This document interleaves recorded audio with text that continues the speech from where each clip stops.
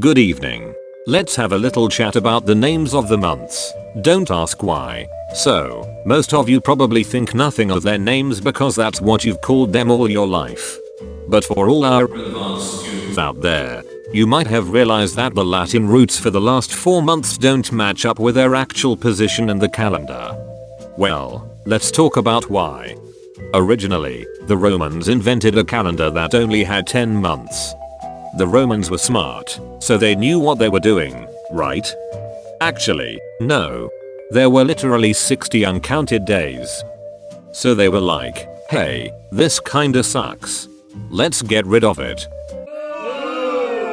So the king, this dude named Numa Pompilius,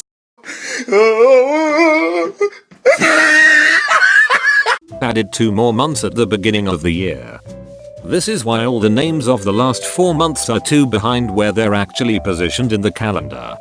Let's start with those, which are September, October, November, and December. See, September means 7, Octo means 8, November means 9, and December means 10. Ber is just a suffix. Now, let's get into the other months. Janus is the Roman god of doors. Epic, right? Well, doors mark the beginning and end of things.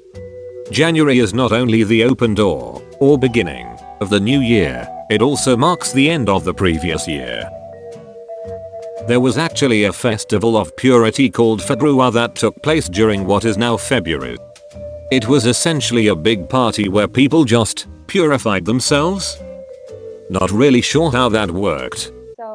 After recording that, I kind of wasn't satisfied with that explanation, so I did a little bit more research, and I found out that Februa is actually really violent, so that's a story for another day.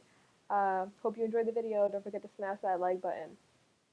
I guess it was a big enough deal that they named the whole month after it.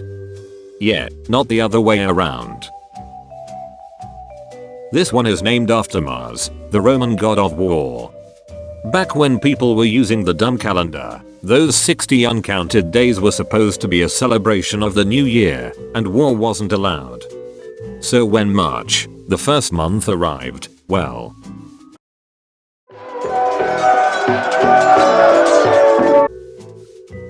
This one is actually pretty unknown. Many theories exist on how April got its name.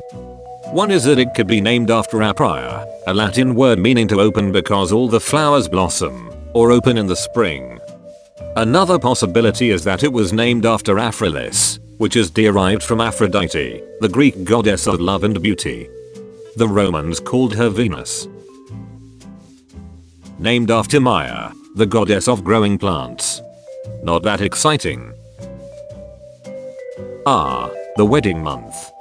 Honestly, I have no idea where this came from or why, but people love getting married in June.